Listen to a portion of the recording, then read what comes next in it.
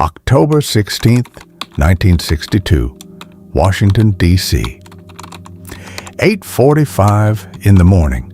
President John F. Kennedy is sitting in his White House bedroom, still in his pajamas, reading the morning newspaper. His national security advisor, McGeorge Bundy, walks in. He does not knock. He does not wait. He hands the president a set of photographs taken by an American U-2 spy plane flying over Cuba the previous day. Kennedy studies the images for a long moment. What he is looking at in those grainy aerial photographs are Soviet nuclear missile sites under active construction on the island of Cuba, 90 miles from the coast of Florida. Each missile aimed directly at an American city. Each missile capable of killing hundreds of thousands of people within minutes of launch. Kennedy does not speak for several seconds.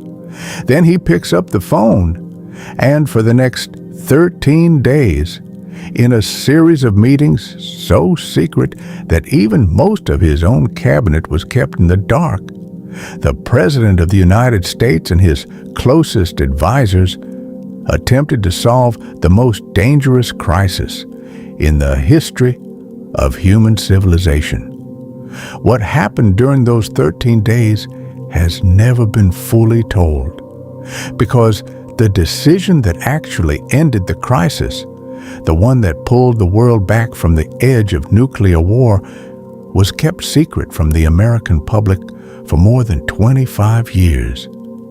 Before this story goes any further, if you believe that the real history of how close this world came to ending deserves to be told in full, without the censored version and without the parts that governments preferred to bury for decades, then this is exactly the channel you have been looking for.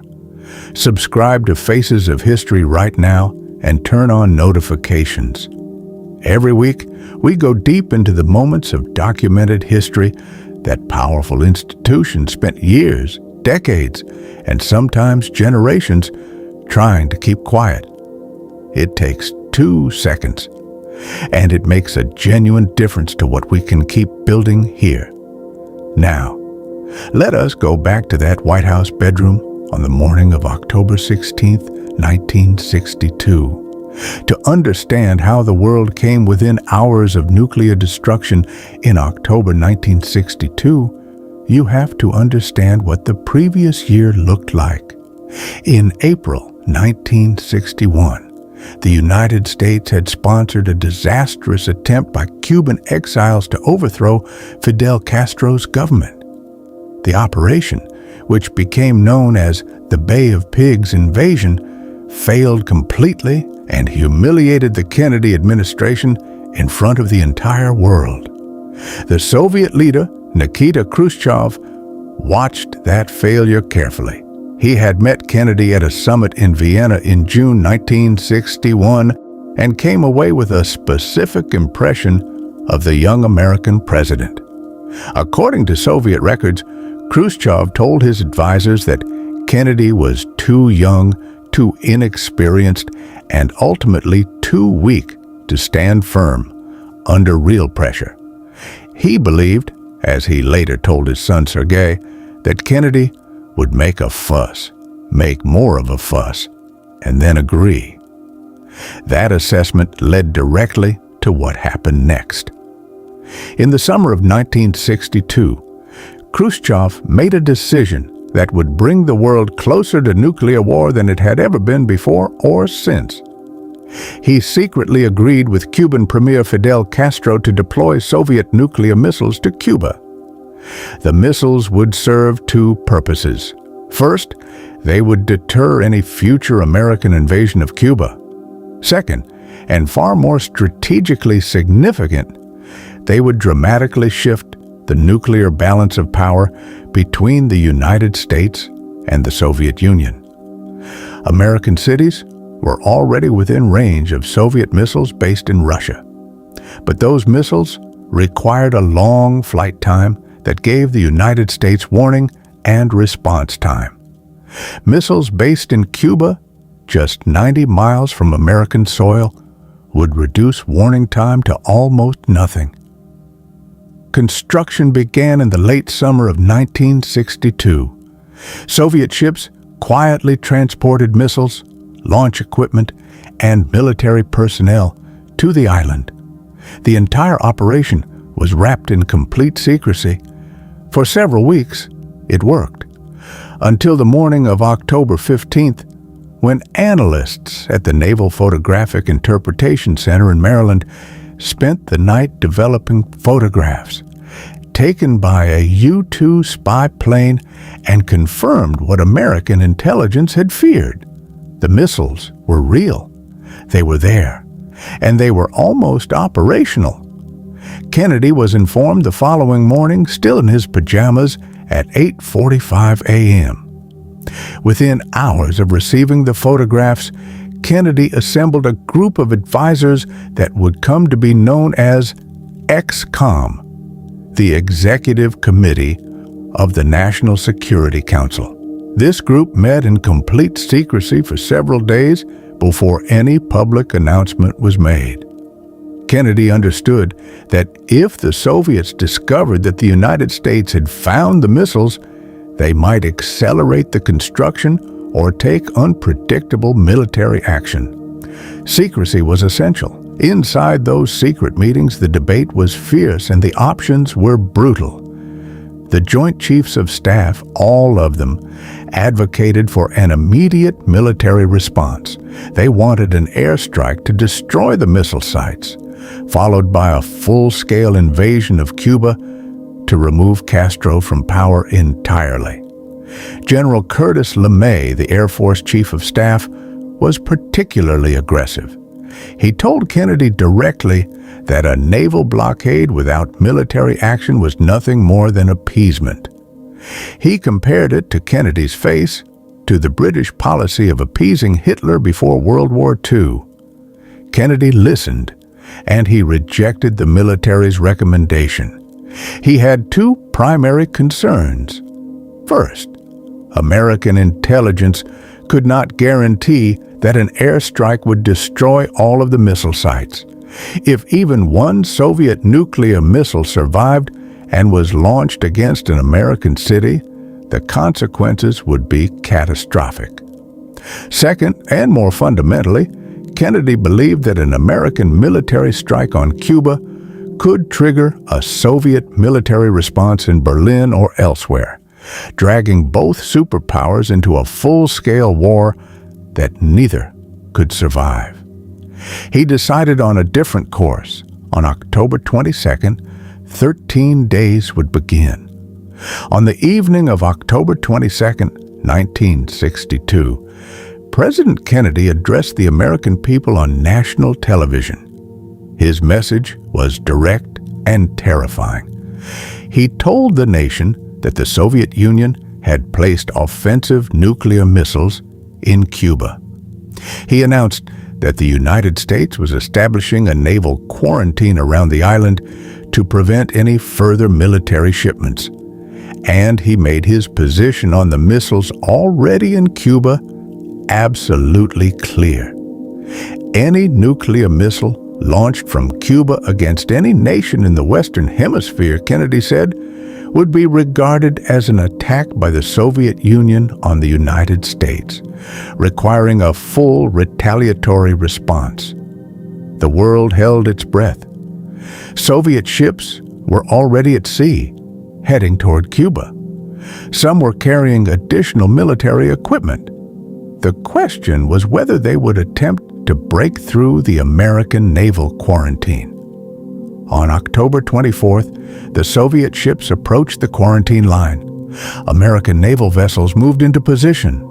The Strategic Air Command raised its alert level to DEFCON 2, the highest it had ever been in American history. Nuclear-armed bombers were kept in the air continuously, circling over the Arctic, waiting for orders that nobody wanted to give. And then, as American officials watched their radar screens, something happened that nobody expected. The Soviet ships slowed down, then stopped, then turned around. Secretary of State Dean Rusk turned to a colleague and said one of the most quoted lines of the entire crisis. "We are eyeball to eyeball, and I think the other fellow just blinked." But the crisis was far from over. October 27, 1962, is the day that historians believe came closest to nuclear war. It began with Khrushchev sending two different messages to Kennedy.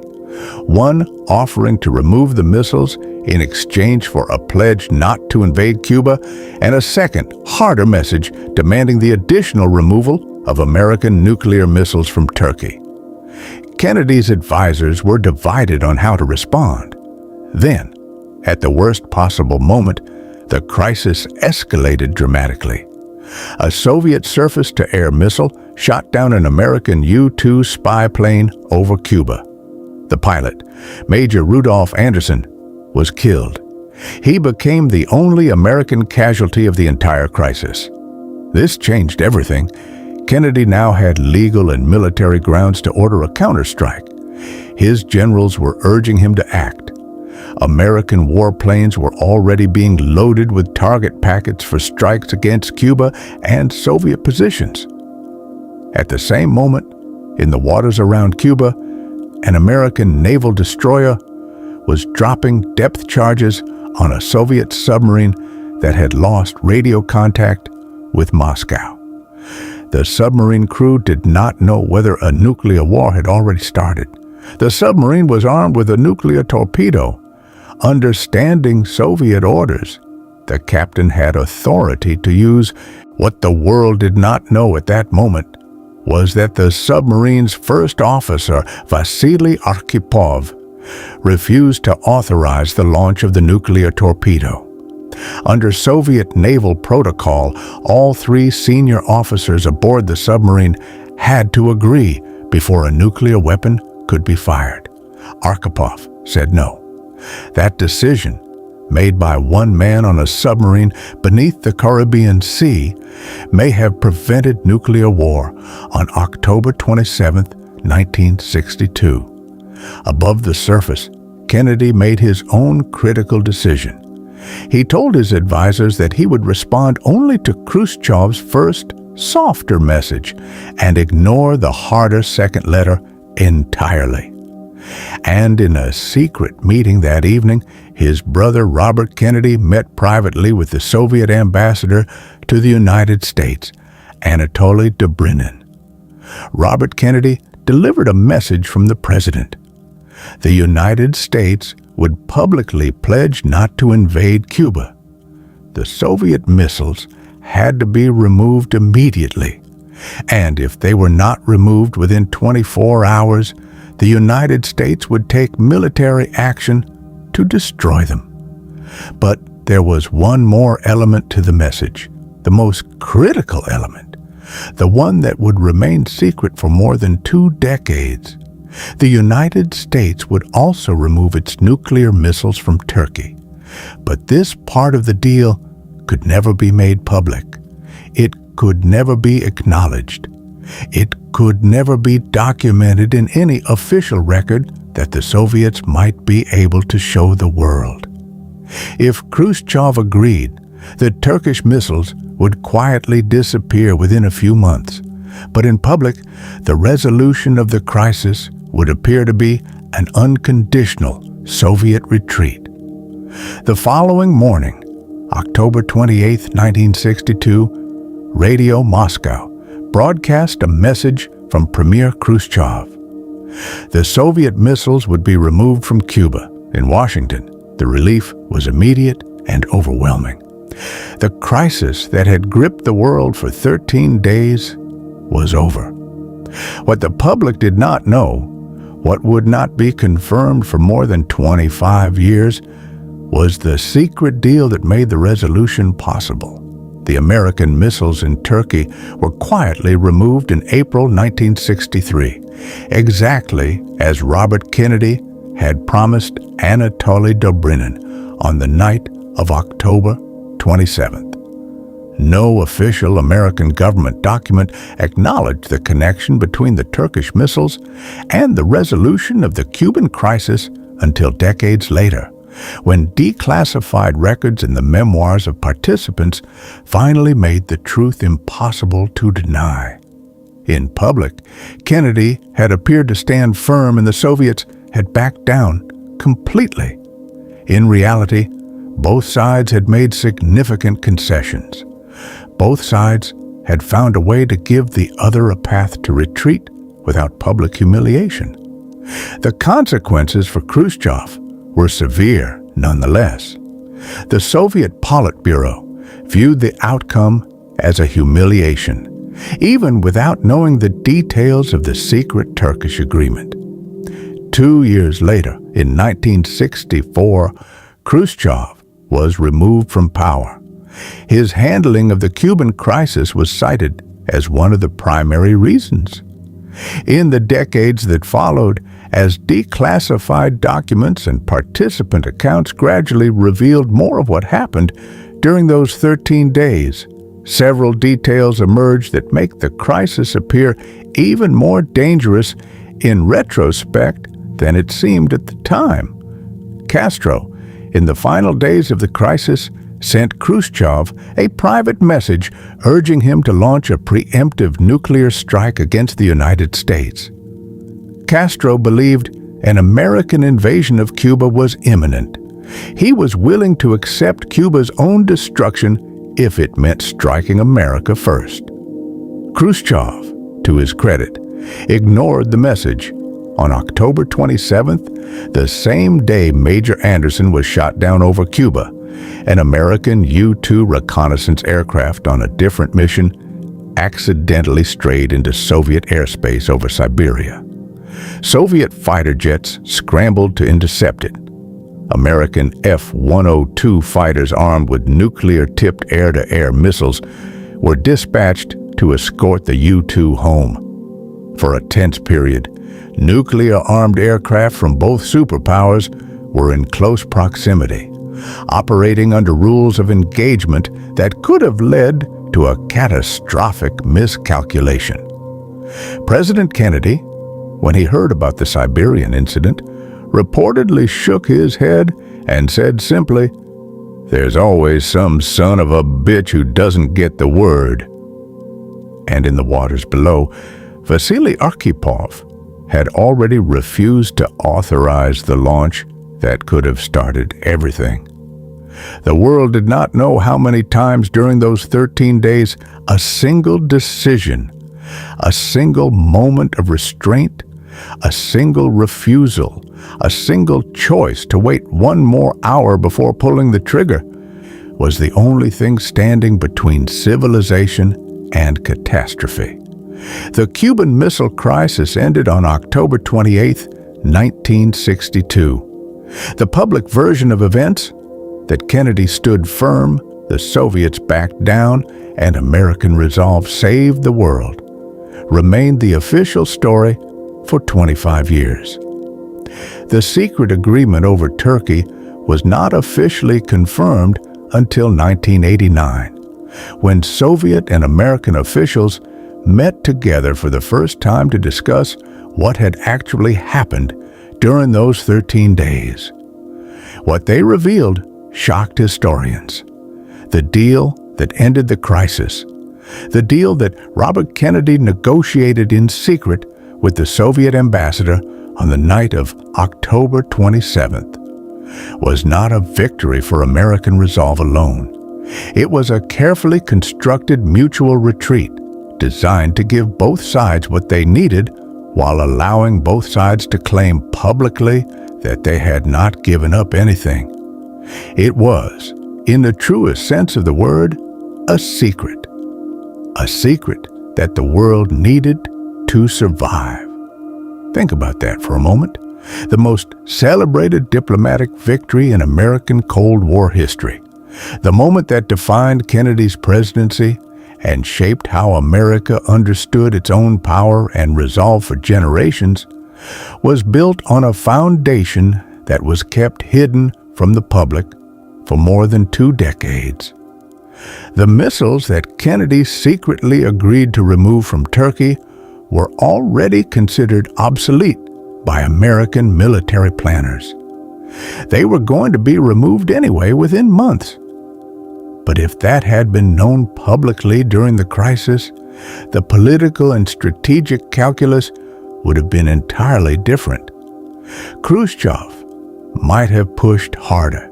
Kennedy's opponents might have framed the deal as a capitulation rather than a triumph. The narrative that resolved the crisis, the story that allowed both leaders to walk away without triggering war, depended entirely on secrecy. In 1963, in the aftermath of the crisis, Kennedy and Khrushchev established the first direct communication line between the White House and the Kremlin. They called it the Hotline because both men had looked into the same abyss during those 13 days and understood something that their generals, their politicians, and their publics did not yet fully grasp. The next crisis might not give them 13 days. It might give them 13 minutes. And 13 minutes would not be enough time for secrets. Vasily Arkhipov, the Soviet naval officer who refused to authorize the launch of a nuclear torpedo on October 27, 1962, was not recognized for what he had done during his lifetime. He received no medal, no public acknowledgement, no place in the official history of the crisis. He died in 1998. It was not until years later, as declassified Soviet documents revealed what had happened aboard that submarine, that the world began to understand what Arkhipov's decision had meant. In 2002, at a conference on the 40th anniversary of the Cuban Missile Crisis, former Secretary of Defense Robert McNamara heard the details of the submarine incident for the first time. He was visibly shaken. "We came very close," he said, "closer than we knew." The world survived 13 days in October 1962 because of a series of decisions, refusals, and moments of restraint made by individual human beings under almost unimaginable pressure. Most of those moments were never reported. Most of those decisions were never acknowledged. And the deal that actually ended the crisis remained hidden for more than 25 years. History, as it is officially told, is the story that the powerful want you to believe. The real story, the one that actually happened, is almost always more complicated, more human, and more fragile than any of us are comfortable knowing. If this story moved you, if you believe these hidden chapters of history deserve to be told without the censored version, then please subscribe to Faces of History right now. Leave a like on this video and share it with someone who should know what really happened during those 13 days.